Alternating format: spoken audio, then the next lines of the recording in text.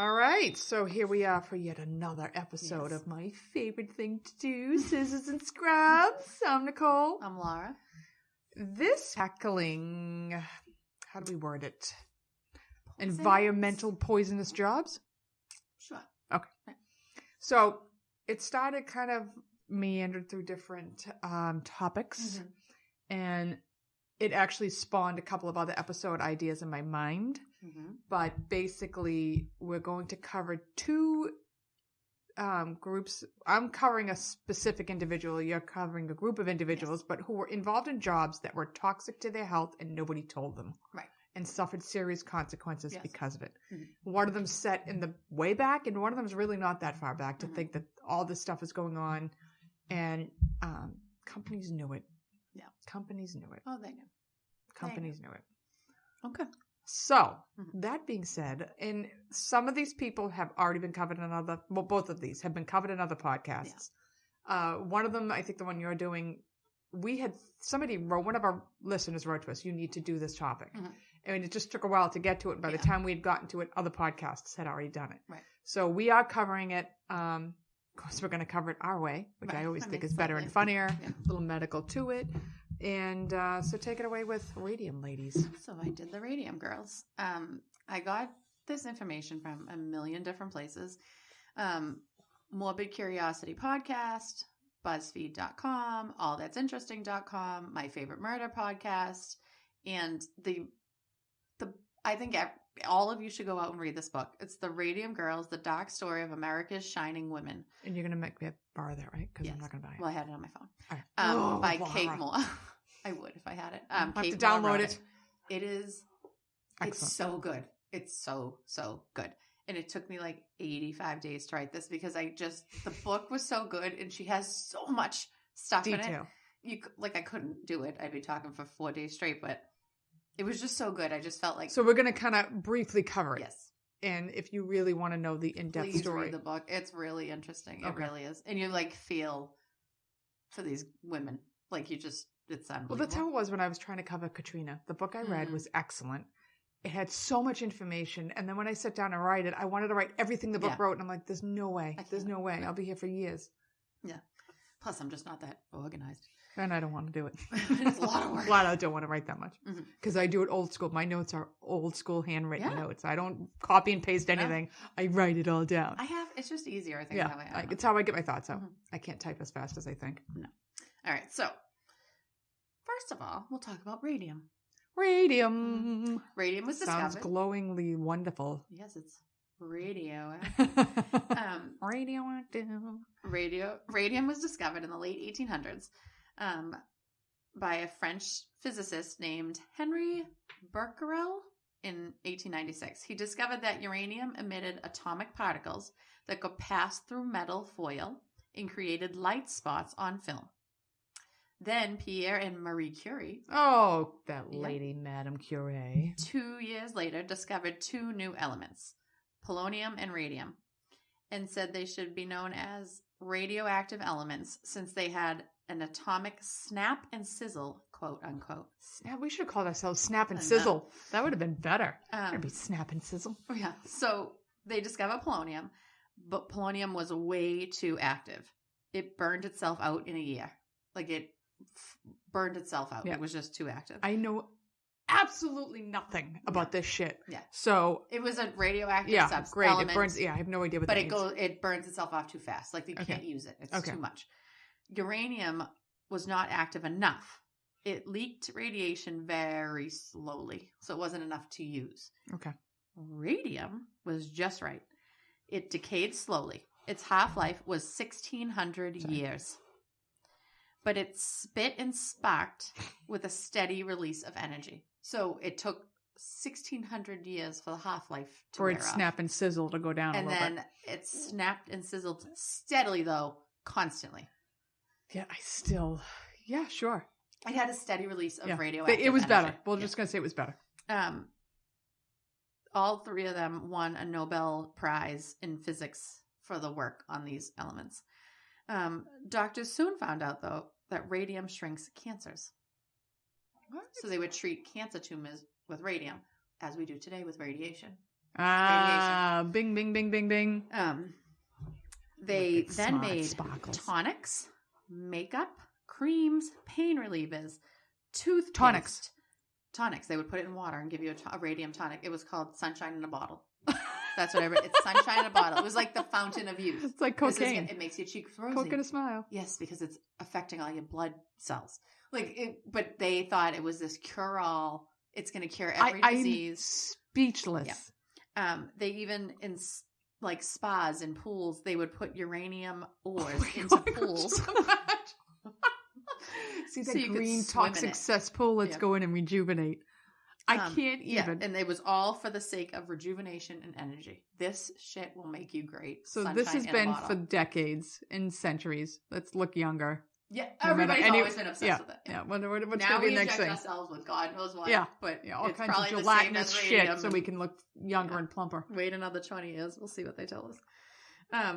We'll be back to radium in 20 years. Yeah. It'll be healthier. So they're making everything with radium. Was it was the it thing. It was the it thing. Radium. They even had products made like radium. I don't know. Earwax remover. It didn't have any radium in it, but if you just put the name, people bought it because everybody wanted radium, and it was like it was the most expensive thing in the world at the time. Radium, because you needed like I don't even the thing of uranium the size of your house to get out like 2 ounces. Like it was ridiculous, a ridiculous amount of uranium you needed to get radium to use. So then the U.S. Radium Corporation in Orange. Tonic. I can't. I'm sorry. Radium tonic. Drink it. The U.S. Radium Corporation in Orange, New Jersey, was contracted by the U.S. military. They started making Undark. It was a luminous paint made from radium. And they used it to paint the faces of watches for soldiers. Business was booming, skyrocketed because it's World War I. So these soldiers are all in these trenches and they can't see dark shit. And they have to meet at 3 a.m. They can't light a light to look at their clocks. So these faces changed, like revolutionized war. Now you could have war at night, and it wasn't glowing, so they couldn't. Right. The enemy could see it. It was just enough that it was illuminated. Oh, it looks like Ralph just checked his watch. It's 3:00. Start shooting over there. Yeah. And even after World War I ended, now wristwatches were in fashion. Before World War I, only women wore wristwatches. Men had pocket watches. Wow. But the soldiers started wearing wristwatches. Yeah, because they can't exactly pull out their pocket watch when they get shot at. That was not convenient. And so they come back. They all still wear their wristwatches. And other guys start wearing, it became a now trend. You're cool. Mm-hmm.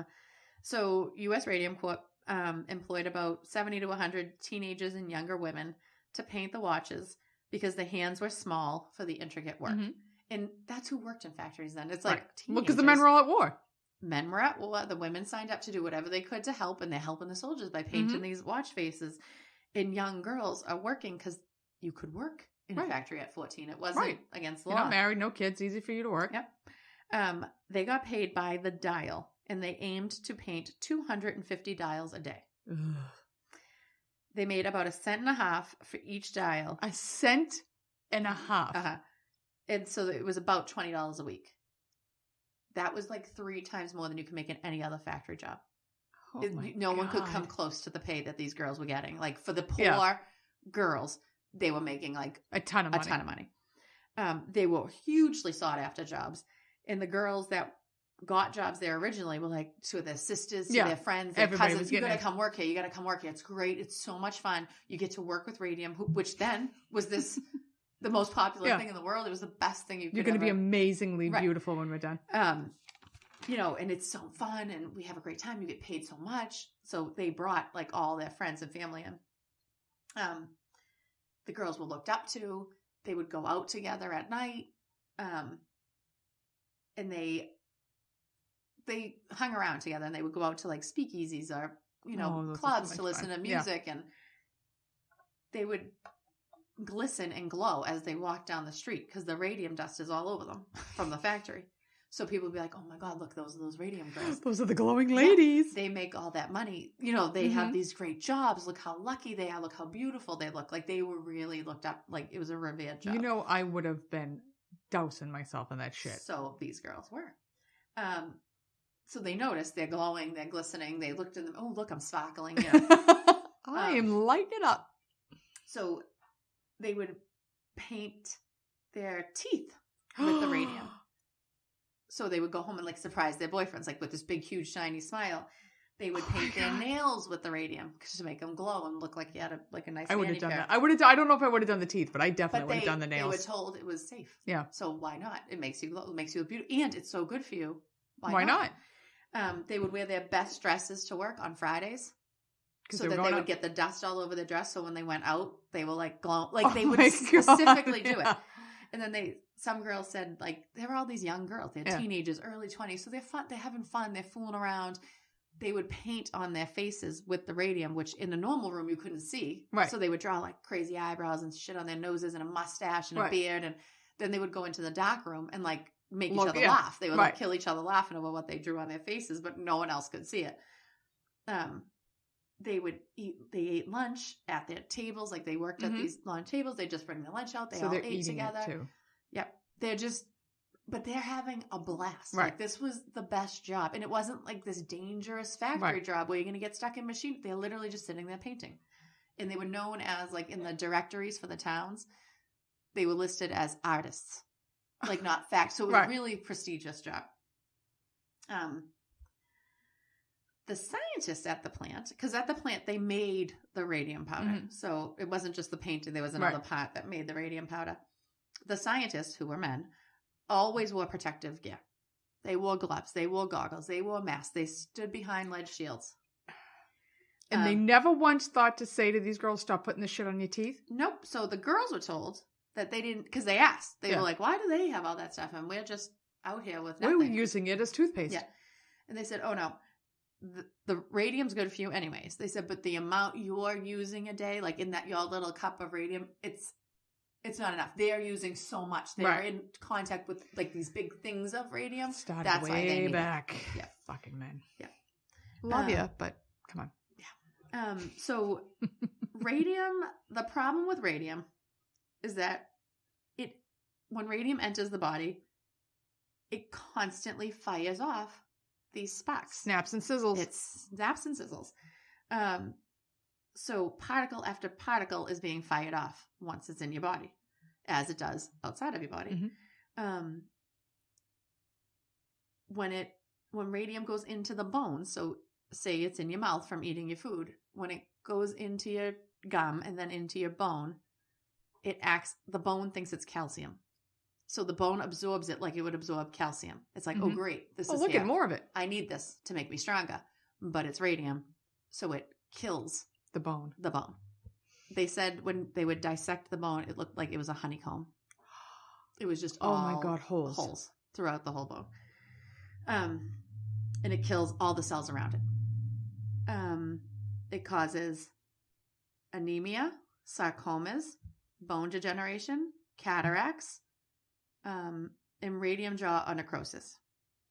Girls would notice red and purplish spots appeared all over their trunks. How long into this? A couple years. Okay. They had to work with it for a little while. Okay. They would be a little sore, a little tired. But they weren't thinking anything of it. But it was nothing big. Just a late night out. I'm tired. Yeah. Been doing too much of the Charleston. I'm tired. Right. They would notice that they bruised really easily. They noticed they were looking really pale. They were really exhausted all the time. Nothing huge though. And all of these symptoms are probably because they all had aplastic anemia. They also would have bone pain. Like, my knees are killing me. My ankles are killing me. My limbs are hurting. Like, they were just sore all the time. So the girls, when they painted the dials, they used camel hair brushes. And you know when you paint, you get it wet, and you paint something, and the brush spreads. So they're painting these little teeny watch faces, which are very small. The numbers, the little lines, the hands. So they would, dip it in the paint and do a couple numbers, and then the brush would spread. So the people that they worked for told them, put it in between your lips and point it, to wet it. Lick it, yeah. So they would put it in between their lips. Which sometimes I find myself doing when I have a mask on and I want to use the thread or something, and I'm like, I go to lick one of the sutures and I'm like, what am I doing? Oh, I can't do this. I can't do this. This is not sterile. Yeah, it's not sterile when I have a mask on. Yeah. So they said it was called, they they lip pointed. That's what the process is called. And they would do lip dip paint. So they would lip it, they would dip it in, they would paint the face watch, and then lip it again. They could do it like 2 or 3 strokes, and then they would have to do it again for 250 dials a day, 6 days a week. So they're eating massive amounts of radium. Yes. It's awesome. So everything seems fine for a couple of years. The girls are loving their job. They're loving their life. They can buy like nice clothes. They can go out all the time. They're drinking in the speakeasies. They're having a blast. Parties. They're all like really good friends. You have sisters are working with you. Like they thought they were like the luckiest people. And then this girl started to get sick. The first radium girl to fall ill was Molly Maggia. 3 of her sisters also worked at the paint factory. In January of 1922, Molly went to the local dentist for tooth pain. Her tooth was bothering her. It was bothering her for a long time. She goes to the dentist. He's like, it's rotted. I got to pull it. It's rotted. I mean, but back then, I mean. It's how I feel now. I have tooth pain. I keep ignoring it because I think it's just a bad crown. Pull my tooth out. Yeah, my Uncle Jerome's going to go. So he pulls the tooth. She goes back a few weeks later to get the tooth next to it pulled because now the next tooth is hurting her. She develops abscesses where the teeth have been pulled, and they would not heal. She kept having tooth after tooth pulled. Oh my God. Because they were rotting and getting infected, rotting, getting infected, rotting, getting infected. Her mouth was full of pus. It was blood and pus constantly because she just had abscesses everywhere. She was like really conscious about her breath because you have a mouthful of pus and blood. It's like awful. And how are you eating? Right. Well, she's not. Her dentist then performed a surgery in May. So that was in January. She started with the tooth. In May, he performs a surgery because he's like, you have this wicked fast growing abscess in your jaw. It's now in your jawbone. It's getting worse and worse and worse. We have to go in and like try to clean it out. So he goes in, he, cuts the gum open to look at the jawbone. The jawbone's like gray. And when he touches it, it's like the left side of her jawbone. He touches it. It comes out into his hand. Just out into his hand.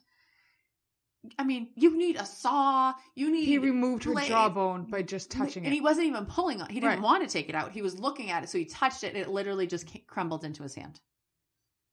Oh my God. That's nauseating. Yeah. The rest of her jaw just fell out over the summer.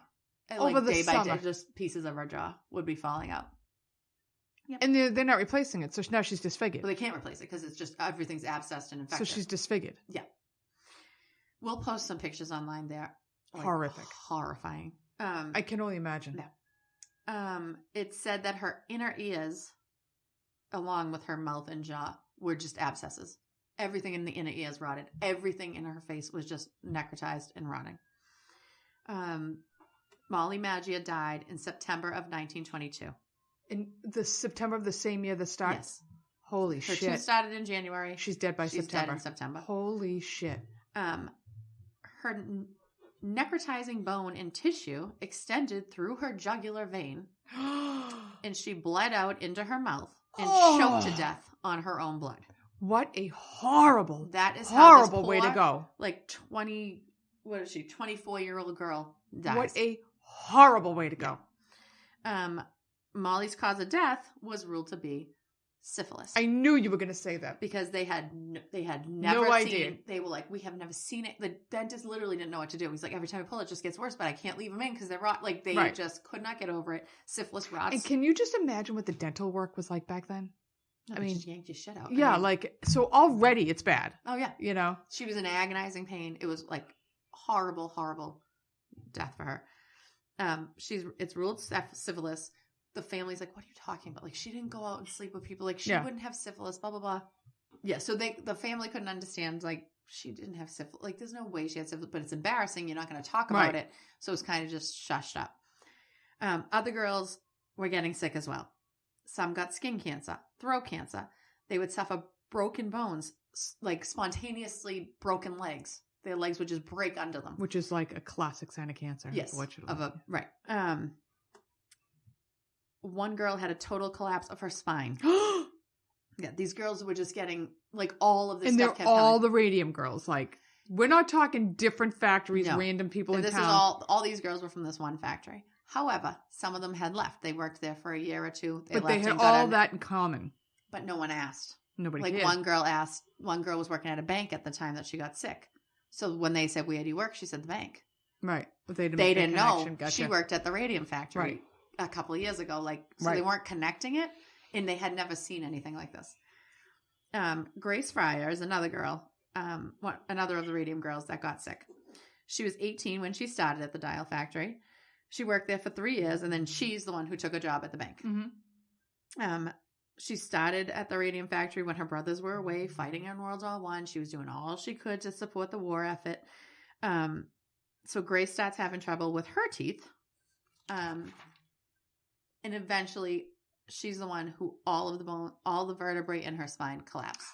Oh my God. She has to wear a huge metal back brace. So, I mean, she's in what it like looked this like big back in the metal, day? Yeah. She's like in a like, contraption pulled by a horse to keep her straight. This huge metal Yeah. brace all around her. You can't really sit up. You can't really walk because this brace is and her spine is Gone. completely disintegrated. Oh my God. But she's the daughter of a union delegate, and she acts just like one, and she wants to fight. Good for her. She's pissed, and she's like, this isn't right. This is not fair. So she wants to sue the Radium company. Sorry. If you hear some whistling in the background, it's my heat. So the United States Radium Corporation, they were terrible. They were just terrible. You want to like smack them all. Mm-hmm. But you know what? You can't even say it's the times. No, they still do it. Because it's shit that happens today. Still do it, yeah. So when the stories of the girls falling ill started to come out, I'm just going to say USRC because it's easier than United States Radium Corporation. They hired an independent doctor to evaluate all the girls at the factory. His name was Dr. Drinker. Dr. Drinker. I know. He's a wicked drinker, that guy. So he goes and examines all the girls. He writes up a report. He gives it to the USRC. He did that. It was like privileged. Mm-hmm. Like it was for the corporation. So he couldn't publish it. He had to just basically, give it to the them. report said the girls are all fucked. He says, yeah, they all had radium poisoning. All the girls there had radium poisoning. He said there was powder, like he made them undress, in the examination room. He said there was powder under their corsets. Like the radium powder was everywhere. It was all over their bodies. Oh my God. He suggested like minor changes that were not like a huge financial burden for the company to change. Like tell the girls not to lip dip paint. Don't let them put that in their mouth. Don't let them eat their food at the tables. Give them a mask. Like little simple things to stop the radium poisoning. Mm-hmm. The company then forges a report, changes everything he says in it, puts his name on it, and gives it to like the government or whoever was looking into it and said, yeah, see, fine. Look, they're all fine. Every single one of them's healthy. There's nothing wrong with any of them. And there's nothing wrong with what we're doing here. Literally changed it. He doesn't know this. He has no idea that they changed it. If it's nothing like they did in Aaron Brockovich, now you go paint the watches then for 3 years. Yeah, you drink the water. What a son of a bitch. They're just sneaks. Like, they're so sneaky. It's awful. And people are dying because of it. Yeah, I mean, like horrible. Yeah, horrible. And you're saying it's syphilis, you assholes. Yeah.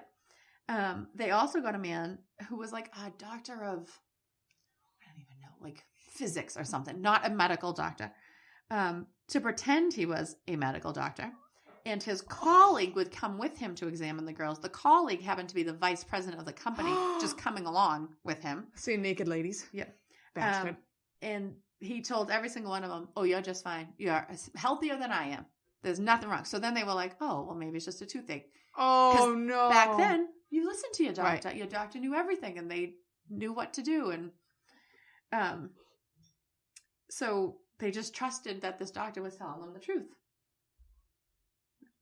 Because you tested doctors. Today, people still think, well, he's a doctor. He's telling me the truth. I mean, they do, but then it's called a medical practice for a reason. No, absolutely. Absolutely. They were gods. You didn't dare question them. And if you did, you were made to feel like a jerk for questioning them. Right. So then USRC then smeared the girls publicly. And they said any of these girls that were sick or had these tumors or whatever had syphilis. And that they were sick before they came and whatever. Finally, a real doctor, not paid off by USRC, develops tests that proved the girls had radium poisoning once and for all. And he also realized it was fatal and there was no way to rid the body of the radium once it's in it. So they were done. No matter what, they were done. You cannot rid the body of radium. Oof. So with this info, Grace and 4 of her friends, 2 of them are Molly Maggia's sisters, get a lawyer. And it took Grace 2 years to find a lawyer to take her case because no one would go up against this huge corporation. And there was a law that if you got sick from a work related they were protected thing, you only had 2 years to claim it. But these girls didn't even know they were sick until after 2 years. Right. After. So they had to change the law to even start to sue. Right. So Raymond Berry is the lawyer they got. He takes the case in 1927, and like I said, he has to prove the radium is making the girls sick, which was hard then because some people believed it, some didn't want to believe it, and he had to change that law saying 2 years was the statute of limitations. He disinters Molly Maggia's body. Digs her up. He digs her up with, the blessing of the family because 2 of her sisters are now sick. And when they open the casket, they look at the body. There's 0 signs of syphilis. They tested her. She does not have syphilis. Right. But her bones are glowing. Still. She's been dead for, 5 years? Glowing. That's obviously radium poisoning. One of the doctor, I can't remember if it was him or another one of the dentists. Decoration. I know. Had a piece of the jawbone in his jaw. He's like, there's something wrong with this. Yeah. Way back before they realized he kept a piece of the bone that came out. And when he opened his jaw years later, there was x-ray films, and he put the jar on it, and it made a picture on the film. Just the bone on the film made a picture on the, no x-ray machine with it. Oh just my the jar. God. So that's how much radiation's in these bones. Wow. Yeah. Again, USRC is despicable in court. They asked for extension after extension after extension to drag out the proceedings. They know what they did. Oh, they know. They knew before this happened. That's why the scientists had protective gear. Right. They try to drag it out as much as possible because they know these girls are dying. They don't have to pay if you're dead. Yeah, well, you're going to pay my family. Yeah, well, that's not them. You didn't.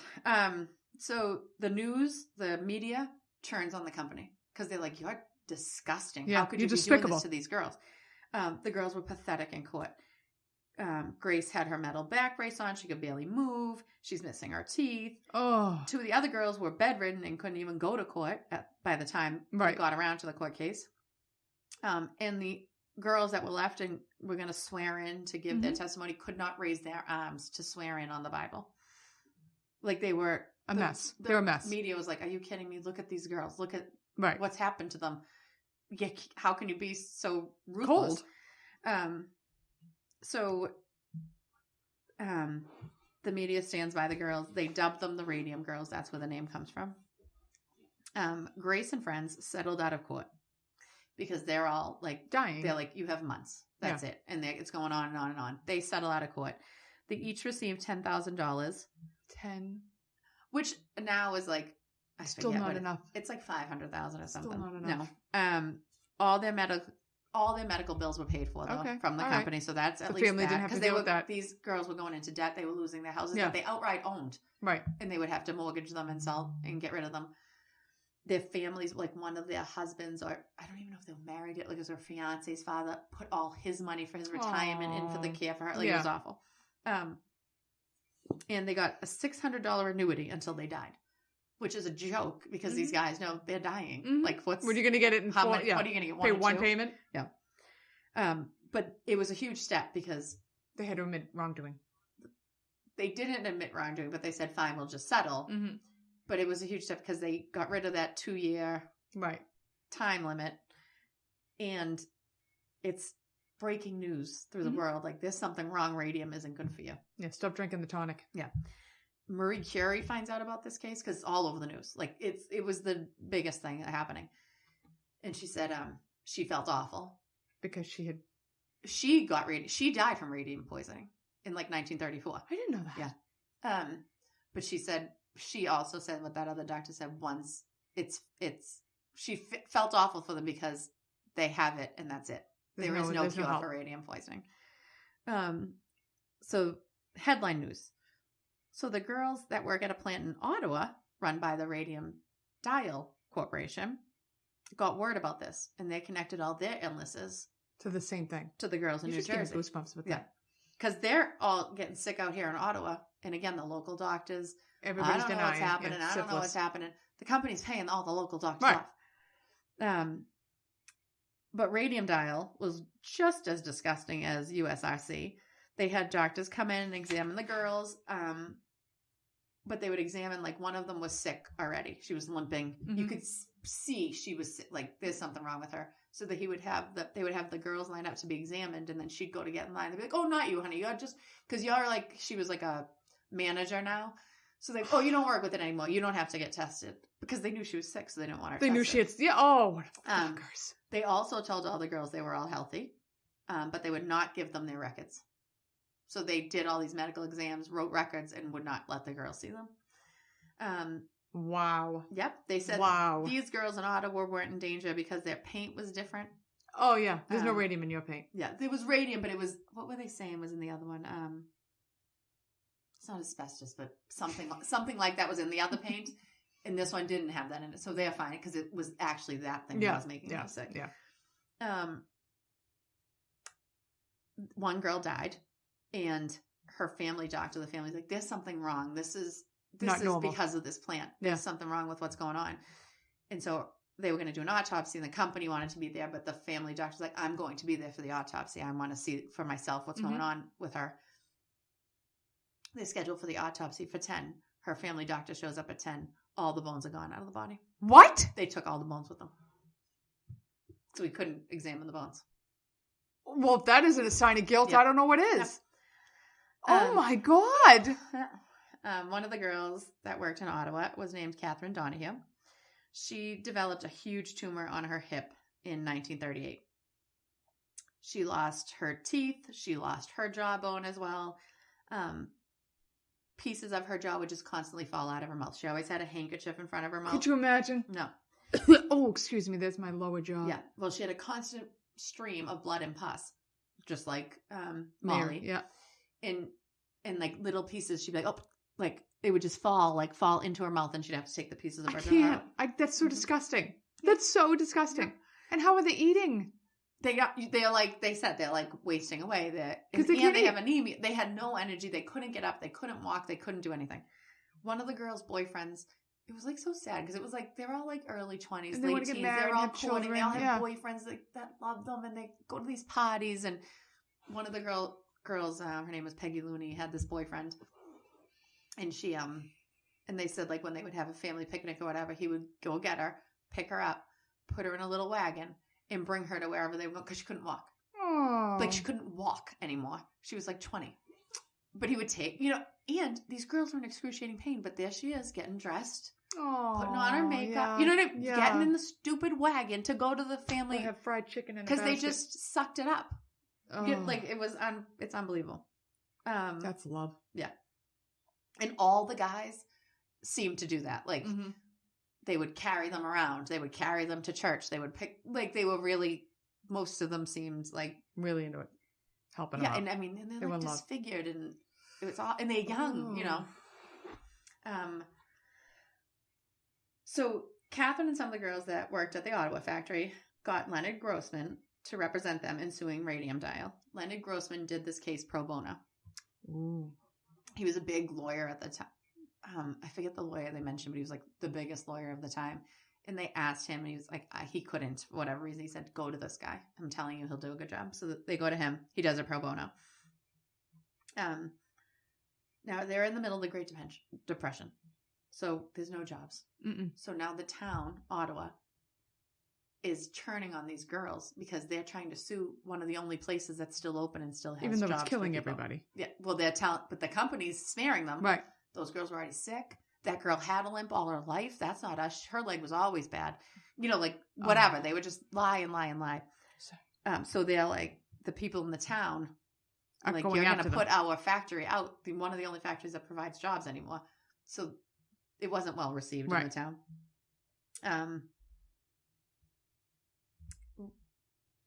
Radium Light, they're terrible. They're all terrible. They're just awful. Yep. Corporations. They all also suck. keep asking for extensions. They know these girls are dying. They're asking for the extensions. Their lawyers, like, to the judge, they're going to die. They're going to be dead in a couple of months. We have to do this now so that at least they can die at peace knowing their families are taken care of, their houses are taken care of, they have kids, like, they need the money. They asked, so Radium Dial asked for an extension of 5 months. Catherine Donahue can't even leave her house at this point. She's stuck in the hospital bed. They asked for 5 months. The lawyer is beside himself, like, they can't wait that long. They'll be dead by then. Yep. And they said, well, all of our experts are on vacation for 5 months. They're fucking experts, yeah. They're away on their summer vacations. Too bad. So we can't do it because, they couldn't possibly come back from the vacations. The news gets a hold of this and shames the court into upping the trial date. Catherine literally testifies from her deathbed. Oh my God, this poor thing. She's in her bed. And you see all the girls standing around her, and she's in her bed testifying. And they said, "What did you do with your paintbrush? What did they tell you to do with your paintbrush?" And she's sitting there, her jaw's gone, her teeth are gone, and she takes it and says, "I lip pointed," and she does it with the brush, and that's the nail in the coffin. Yeah. One of the girls is at the trial. She's in court. She has her sleeve pinned all the way up to her shoulder because she had to have her whole arm amputated because of a sarcoma in her arm. One's legs are crossed at the ankles and can't uncross. They have to be. She has to be picked up and carried everywhere. Like, she can't uncross her legs. It's like horrific with these girls. One of them had a sarcoma of the knee. The whole knee is exploded out with this sarcoma. It just ate through all the tissue and everything around it. It is horrifying. Awful. One had tumors in her pelvis it was the size of 2 footballs. In your pelvis. That's big. That's Picture really 2 big. Footballs in your pelvis. That's really big. One girl miscarried like 4 times. It's just awful. One had like such a bad tumors through her uterus, like she was bleeding to death through her uterus. Like, it's just God, awful, horrifying stuff. So, anyways, poor Catherine, who showed the lip dip paint thing as she's sitting in this was before she was bedridden. But she's sitting in like the lawyer's chambers or whatever, the courthouse, like waiting to go into one of the things. And she's talking. She's like, oh, wait. And she's taking out her jaw as she's talking at the courthouse. Like, it's just that they made these girls do this. Oh. Like, that a company could even make you sit there and do this as you're taking your jaw out of your mouth to speak. And not even feel a little bit bad and be like, what can we do for you? Yeah. No, nothing. So they also get a settlement from their case. All of these court cases that they fought through this, that they did all this, these girls all die. They all die. There's not one survivor. Well, so over the years that they were open, it was like about 15, 20 years that these places were open before they changed their standards. They said like between like around 3,000, 4,000 girls worked in these plants. They only know of like 100 and something girls that actually died from the radium poisoning because people would get, they got throat cancer. Yeah. They died of that. They got stomach cancer. They died of it. Like, they didn't necessarily say this is the radium poisoning. Right. All of this leads to life-saving regulations, advances in science because of the tests they had to come up with to measure radium. And then they realized, okay, this is the amount of radiation that someone can live with in their body, which we still use to this day. Like, when we're in a case with radiation, we have, you have a dosimeter on. They keep track of how much radiation you're getting. And it also helped it started the establishment of OSHA. Oh, wow. Yeah. So these girls had That's terrible death. They were in excruciating pain constantly, but that's horrific. Yeah. That's a horrific way to die. Mm-hmm. And I bet there is so much more to that story. Oh, yeah. My God. Yeah.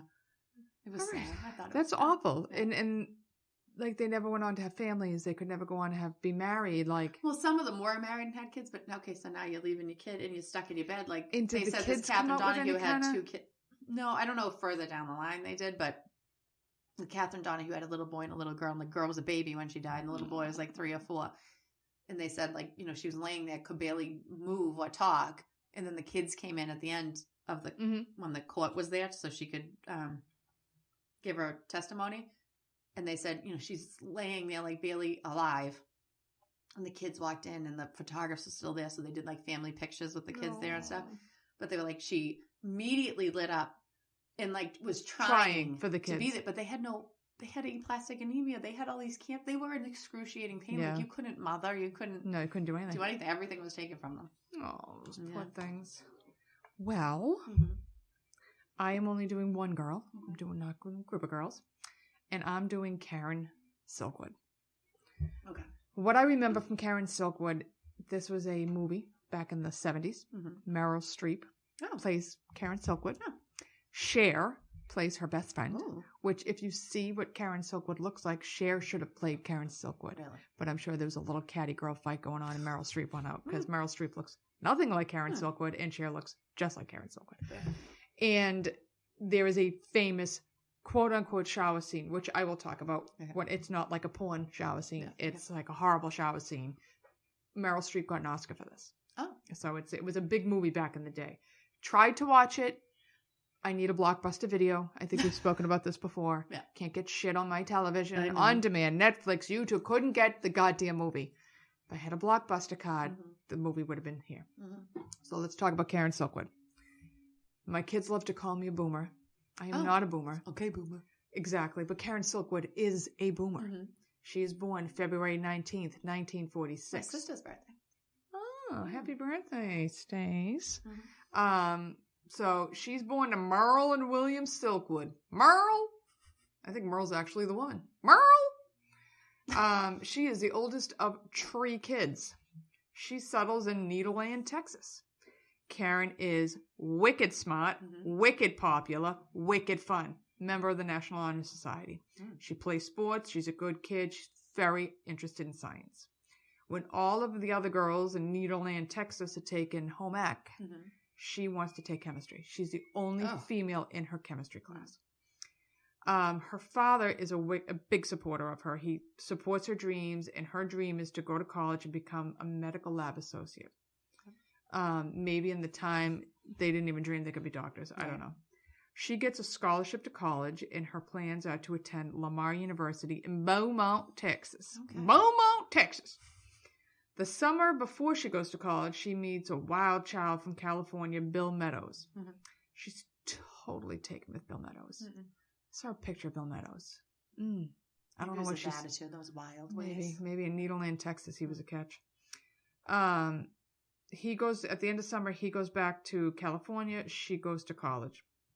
They spend the entire school year writing and writing and writing. When the school year ends, Bill comes out, gets her, and they run off to Louisiana to elope. Okay. But the small problem is they're too young to get married in Louisiana. So they never tell anybody they're not actually married. They come back and say, hey, we eloped in Louisiana.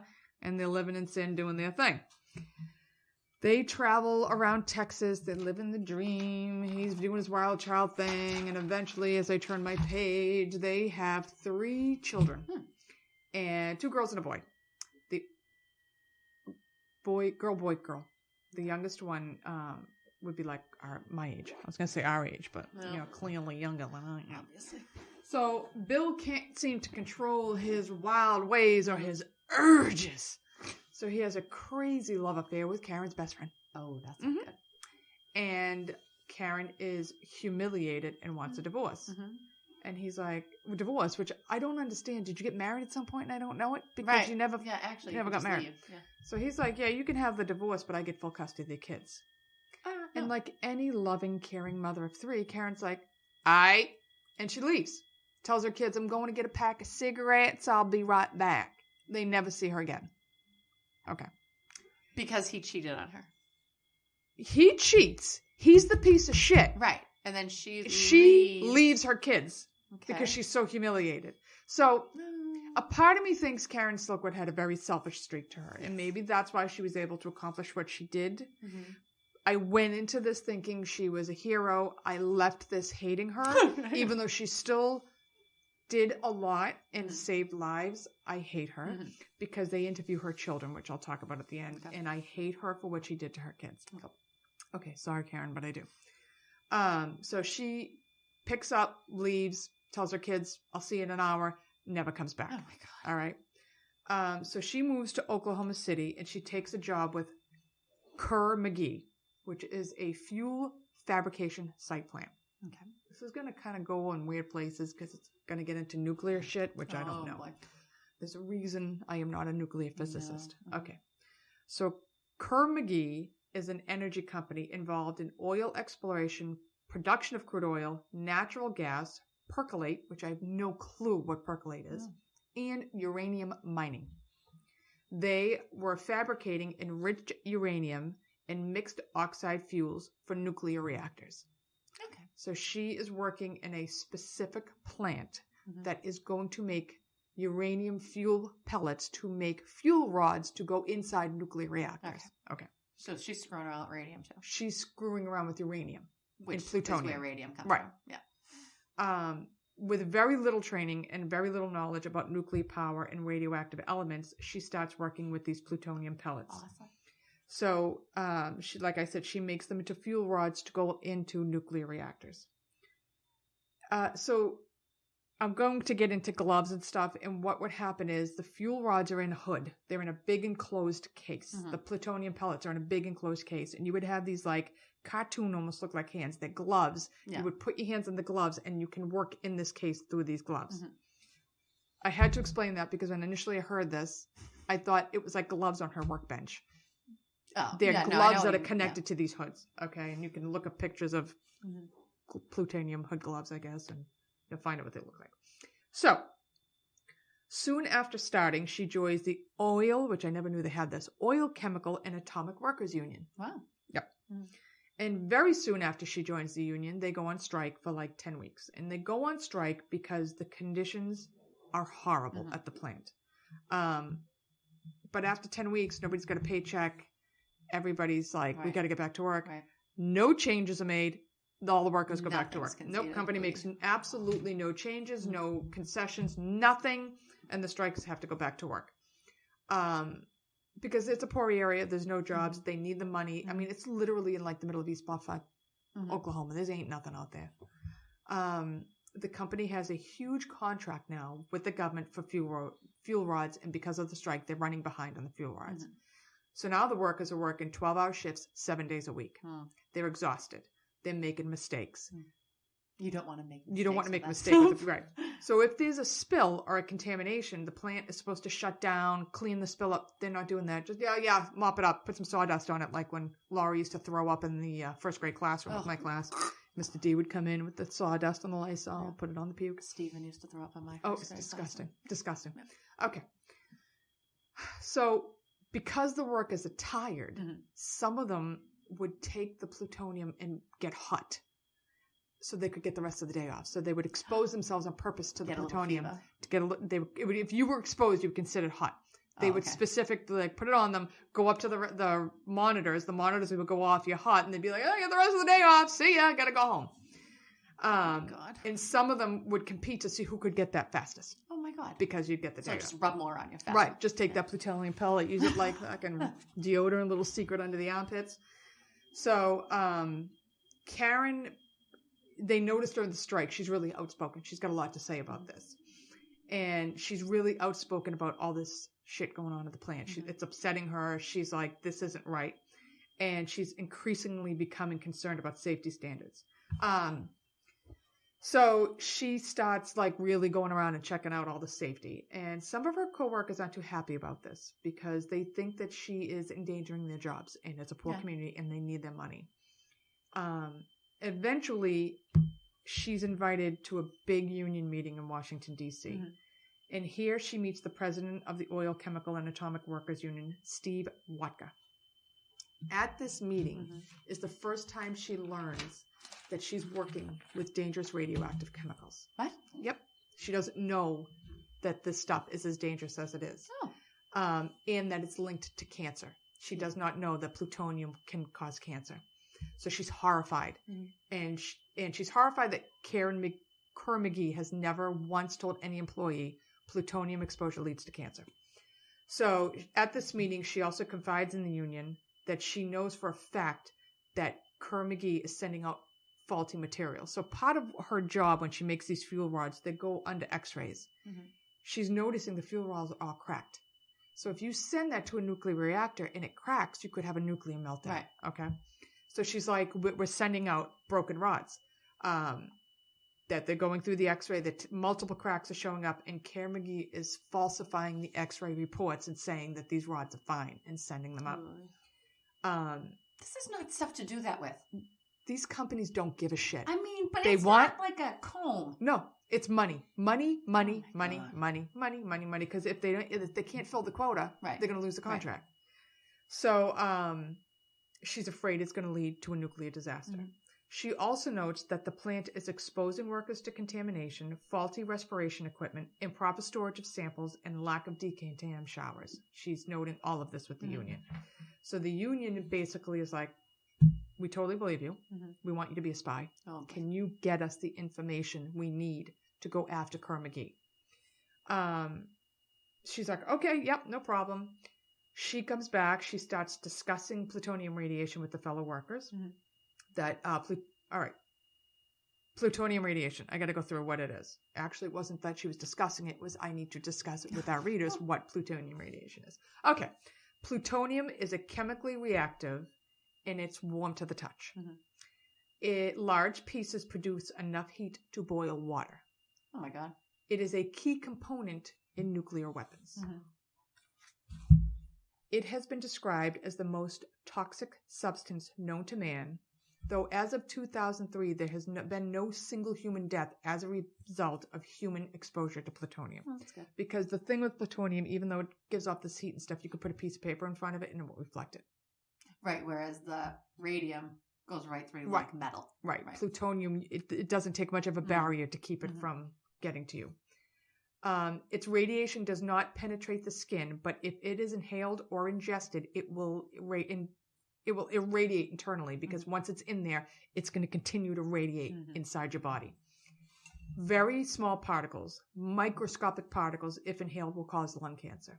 So if you ingest it or inhale it, it stays on the body for a long time, continuing to radiate your organs. Mm-hmm. It can also affect the ability to resist disease and affect your reproductive system. Mm-hmm. So back to Karen. She's back at Kerr McGee, and she's beyond stressed out because she's trying to gather this information. The workers are getting pissed at her. Everybody's getting pissed at her. She's pretty sure they know they're on to her. So she goes from like 115 pounds down to 95 pounds. Oh, she's a tall, skinny. She looks like Cher. Yeah. If you're trying to figure out what she looks like, except she's got a really short, squat face, like a really tiny little face and a very long neck. But she looks like Cher. Okay. So the doctor gives her Quaaludes to sleep. God. Quaaludes. 70s. It's such a 70s drug. I'm going to pop a lewd. I'm going to smoke a little coke. It's going to be great. It's such a 70s drug. And she's determined, though, like, she doesn't care that she has to pop lewds to go to sleep. Right. She is going to get this information. While she's investigating, she discovers 40 pounds of plutonium are missing from the company. Oh. That is enough weapons-grade plutonium to build 3 nuclear bombs. Oh my God. So basically it sounds like Kerr McGee was shipping this shit to somewhere. Yeah. And making some money. So she's freaking out. She starts looking for a new job. At this point, she's contacted her family. She's like, shit's going on up here. I just got to finish up here and I'm coming home and I'm leaving them. So on November 5th of 1974, she would routinely go up and check to see if she has any kind of plutonium exposure. You have these radars, you'd go up and no, you're clean, you're hot. So she does a routine check of herself. All the alarms go off. She is 400 times the legal limit of exposure to plutonium. They sent her through the contamination shower. All right. So when you watch the movie Silkwood, she's like crying and screaming and the water's on her and they're scrubbing her with these they would scrub you raw to get all the plutonium off of your body. Sounds lovely. And she's sent home. Turn the page. And they send her home with urine and fecal testing kits. The next day, she goes back to work. Why? I don't know. The alarms go off again. She's even higher, more contamination. You'll find out why. Mm-hmm. Now she gets the official Silkwood shower that you see in the movie.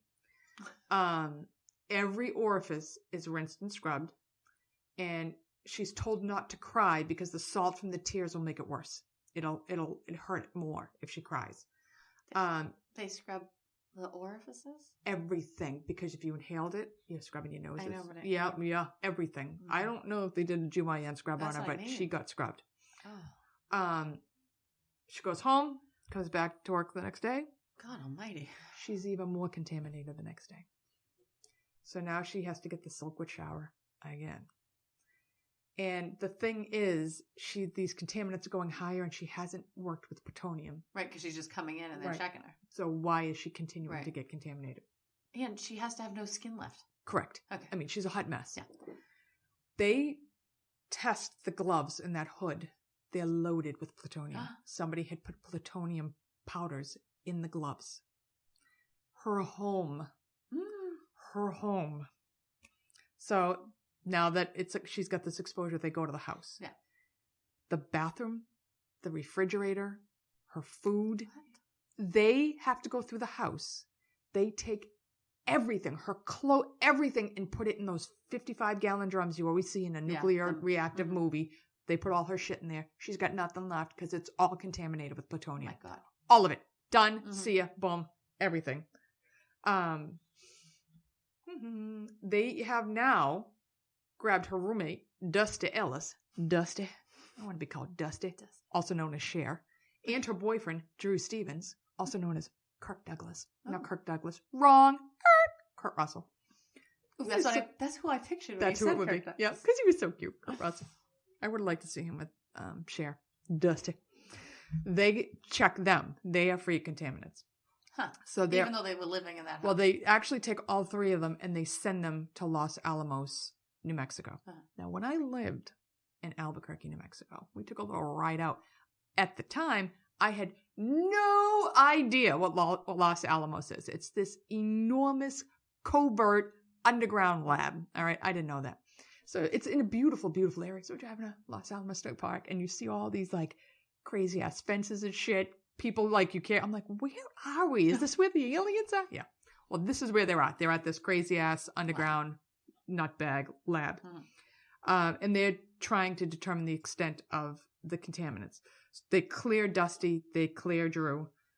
Karen is found to have inhaled and ingested plutonium. She's fucked, and she knows it. Yeah. She's told she's married to cancer now. Of course, Kerr-McGee's like, you're fine. You're fine. No, you did. No, the plant's trying to say she did it to herself. She purposely ate and sniffed it and put it in her lewds and put it in her toilet paper. She did it on herself. And it's proven false when later investigators showed that the plutonium that she was contaminated with was from a restricted area that she didn't even have access to.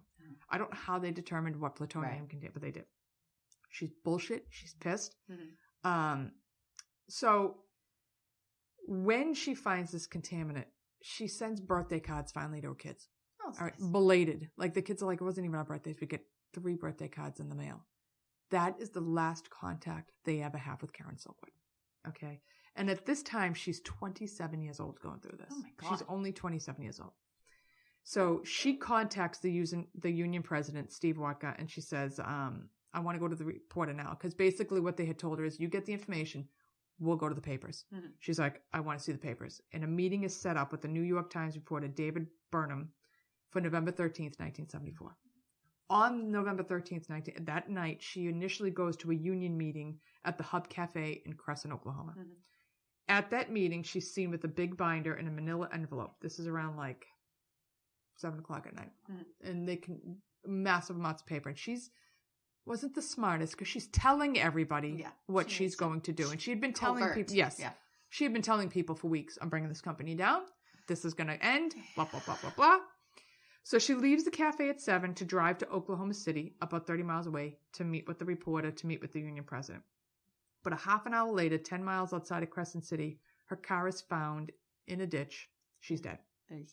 Police at the scene had seen papers scattered everywhere with the Kerr-McGee logo on it at the accident. Police at the scene say they found Quaaludes and pot in the car. But people who had seen her said she was fine. She was revved up. Like, there was no way she was on Quaaludes. Yeah. The police ruled it an accident and say she fell asleep at the wheel. Though, everyone's like, she was not sleepy. Like, there's no way. Right. The coroner found twice the amount of the recommended dosage of Quaaludes in her bloodstream. The family says, bullshit, that didn't happen. Now, the car is taken to, like, a lot.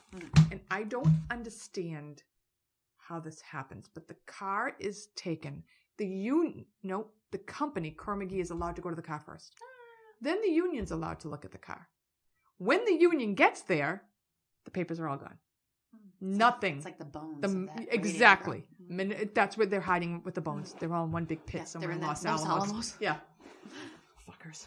Conspiracy theory. This is why I won't have Alexa. It all goes back to the bones. Okay. So the family gets an accident investigator and the union hires a private investigator. I'm sorry. So because I told you, like, they go through the car. Papers are gone. And they're like, where the hell did the papers go? The family accident investigator notices that the back of Karen's car has dent marks on it in paint chips that are not the color of her car.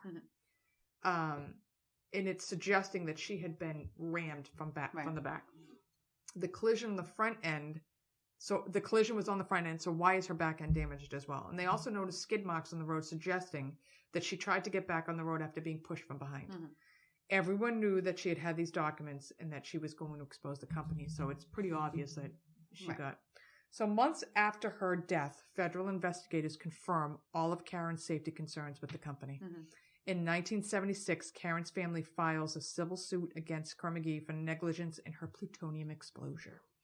They prove that at the time of her death, she was contaminated with plutonium, and several witnesses confirm it was from the plant. The family's awarded $10 million in damages, which I personally feel should have gone to those 3 children. End of discussion. 1975, Kerr-McGee shuts its doors.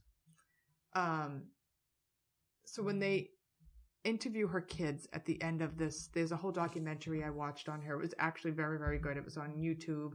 You can watch the movie Silkwood. They interview her kids, and her oldest daughter she's got to be 50, 53. She's up there. And she's like, yeah, my mom just said one day I'm going for a pack of cigarettes. I never saw her again. And she's like, when my dad told me she died, I just thought, she's really never coming back to get me. She is in her 50s. She's been waiting. Yeah. Or at that time, she had been waiting all that time to see her mother. The youngest daughter hates her. She would have been like 2 or 3 when the mother left. She would have been like my age now. She doesn't even call her mom. She calls Karen. Yeah. She's like, well, I feel bad for her, but she is so detached. It's sad. Right. The son will break your heart. No. He can barely speak. You can tell he's still like choking back emotions. And of all this information, who killed her? Why did they kill her? All he wanted to know was she ever thinking about her family? No. This kid's in his 50s. Like, you've got to be kidding me. Yeah. How do you leave those 3 babies? I don't know. I don't know how you leave those 3 babies. The husband's still married to the fucking friend he had an affair with. Wow. They're still together. She raised her kids. Wow. So she may have been a bitch for cheating with the husband. She raised your children for you. All right? So there's a movie, The China Syndrome. China, as Garrett would say now. Love the China. So he refers to the vagina as the China, and it still makes me laugh. So The China Syndrome is a movie, and they say it's a fictional movie based off of her story, because in The China Syndrome, somebody steals documents and is being pushed off the road and killed the same way they think Karen Silkwood was killed. And you can also read The Killing of Karen Silkwood by Richard Reschke. Okay. So basically, stay out of the nuclear industry because they're going to fuck with you. Yeah, don't touch like anything radioactive. If it glows, stay away from it. Yeah. And stay out of the X-ray rooms because I don't think our lead does enough. We're going to be glowing in about 10 years. I'm telling you, we'll be our own radium girls. We'll be like, Laura, your teeth are glowing. Let's go out. Exactly. That's why you've been sparkling. You didn't realize it was radium poisoning. Yeah. So that was an idea we came up with a while ago. If you have ideas you want to share with us, like I said, one of our readers, one of our Radium girls gave us the idea for Radium. One of our listeners gave us the idea for Radium girls, which I thought was a great idea. So if you hear something you want to hear on the show, give us a call, give us a note. Remember, stickers are on the line, are very valuable, irreplaceable. They don't glow, but they're still stickers. Maybe we could get glow ones. Imagine. I'm gonna lip point them and paint them myself. Lip tip paint. We would love to hear from you. We've already sent out a couple of stickers. Hopefully everybody likes them. Start tagging your stuff like the Vernon Shirley. I want to see scissors and scrubs everywhere. All right. Talk to you soon. Bye. Like, subscribe, rate, and review the Scissors and Scrubs podcast on whatever podcast app you listen to us on. Follow us on Twitter, Facebook, and Instagram at Scissors and Scrubs. and email us any of your stories or thoughts to scissorsnscrubs@gmail.com.